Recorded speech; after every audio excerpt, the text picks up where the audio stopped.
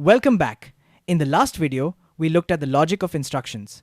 We saw that add R1, A, B is complex because of 3 operands, while return is tiny because of 0 operands. This creates a massive physical design problem. Imagine you are shipping products, you have a huge laptop and a tiny USB stick. The question is, do you buy one standard sized box for everything? Or do you buy custom sized boxes for each item? If you pick the standard box, you waste space on the USB stick. If you pick custom boxes, your shipping department gets complicated. This choice of fixed versus variable length is one of the most important dividers in computer architecture. Let's look at the first strategy. This is the choice made by RISC architectures like the ARM chip in your phone. It is called fixed length instructions. Don't worry, we'll talk about RISC in detail in upcoming lecture. So, the rule here is that every single instruction is the exact same size, usually 32 bits or 4 bytes. It doesn't matter if it's a massive add command or a tiny NOP no operation. They both get exactly 32 bits of space. To understand why we do this, think of an OMR answer sheet used in exams. Every question gets exactly one row of 4 bubbles. The grading machine, or here the CPU, loves this. It is incredibly fast. Why? Because it doesn't need to read the question. It just scans down. Row 1, row 2, row 3. It knows exactly where the next answer starts because the distance is fixed. But here is the catch. What if question 5 is just a true-false question? You only needed 2 bubbles, but the sheet gave you 4. You just wasted space. That is the trade-off. So, why do we accept this waste? 2 words, simplicity and speed. Simple, fast decoding. The CPU's control unit is simple. It knows exactly where the opcode ends and the operands begin. And easy pipelining. This is critical. When the CPU fetches instruction 1 from address X, it can instantly guess that instruction 2 is at address X plus 4, assuming the instruction of size 4 byte. It doesn't even need to decode the first one to know where the second one lives. This allows for pre-fetching, which is the heart of a fast pipeline. Again here, don't worry. We'll talk about pipelining in upcoming lectures. But as we saw with the OMR sheet, there is a downside. Wasted space or poor code density. Your program file becomes bigger. You are using 32 bits to store a command that only needed 8 bits.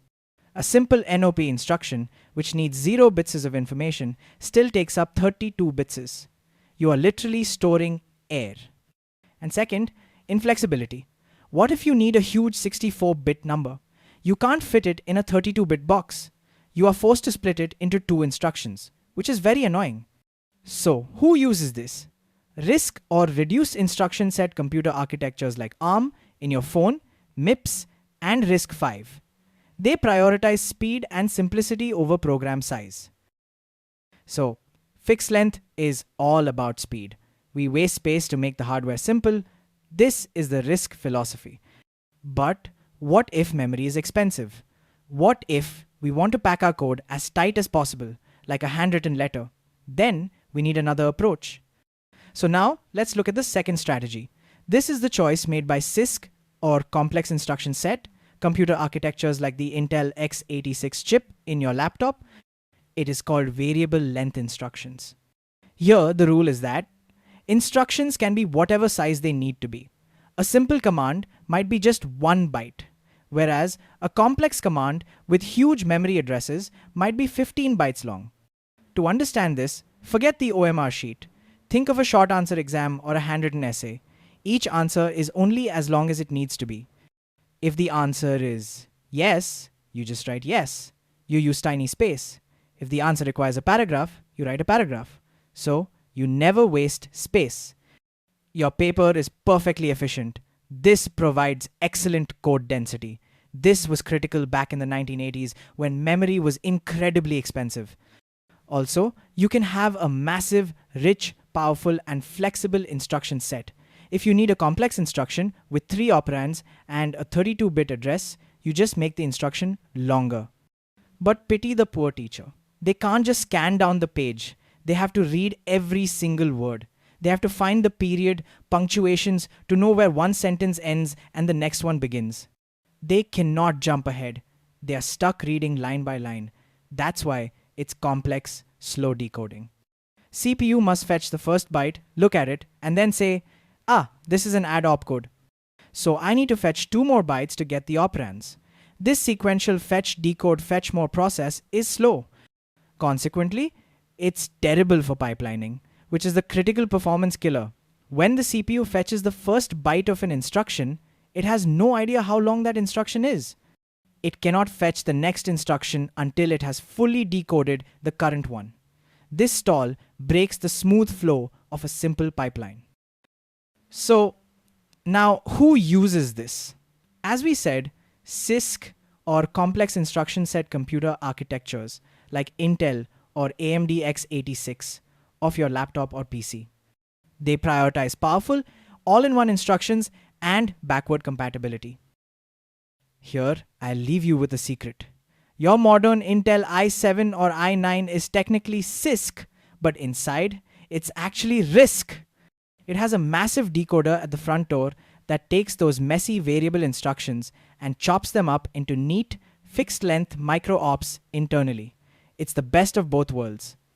But it costs a lot of electricity to run that decoder. So, here we have a fundamental trade-off that divides the computer world. Fixed length that make the hardware simple. So, fast decoding, easy pipelining, but wasted space. But variable length makes the code small. So, excellent density, powerful instructions, but complex hardware. So, we have defined the format of our instructions. But knowing the format is only half the battle. Now we need to look at the architecture itself. How did this philosophy evolve? What exactly is the difference between RISC and CISC beyond just the length of the code? That is our next deep dive. RISC versus CISC architectures. Hit subscribe and I'll see you there.